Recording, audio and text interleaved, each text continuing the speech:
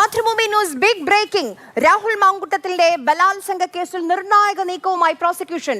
ജാമ്യ ഹർജിയിലെ വാദത്തിനിടെ അതിജീവിതയുടെ മൊഴിയെടുത്ത വീഡിയോ CD-യിലാക്കി കോടതിയിൽ ഹാജരാക്കി. IT ആക്ട് പ്രകാരമുള്ള സർട്ടിഫിക്കറ്റ് സഹിതമാണ് വീഡിയോ അടങ്ങുന്ന CD ഹാജരാക്കിയത്. അതിജീവിത രഹസ്യമൊഴിക്ക് അപേക്ഷയും നൽകിയിട്ടുണ്ട്.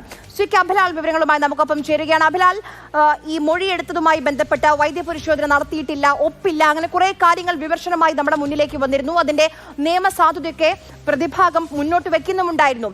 നാളെ ജാമ്യ ഹർജിയിൽ വിധി പറയാൻ പോകുകയാണ് കോടതി. അതിനു മുൻപാണ് ഈ നിർണായക നീക്കങ്ങളൊക്കെ പ്രോസിക്യൂഷന്റെ ഭാഗത്ത് നിന്ന്.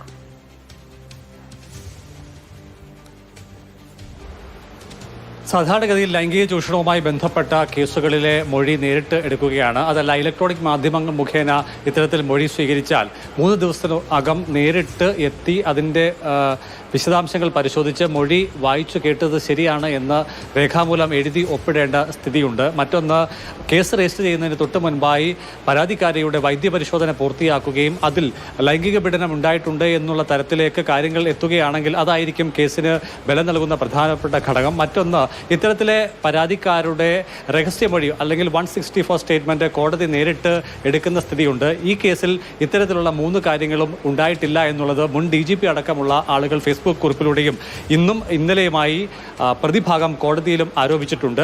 ഈ പശ്ചാത്തലത്തിലാണ് പരാതിക്കാരിയുടെ രഹസ്യമൊഴി കോടതിയിൽ നേരിട്ട് രേഖപ്പെടുത്തുന്നതിനായി ഓൺലൈൻ സംവിധാനം ഉപയോഗപ്പെടുത്തണം എന്നുള്ള അപേക്ഷ പരാതിക്കാരി തന്നെ പ്രോസിക്യൂഷൻ മുഖേന കോടതിയിൽ എത്തിക്കുന്നത്.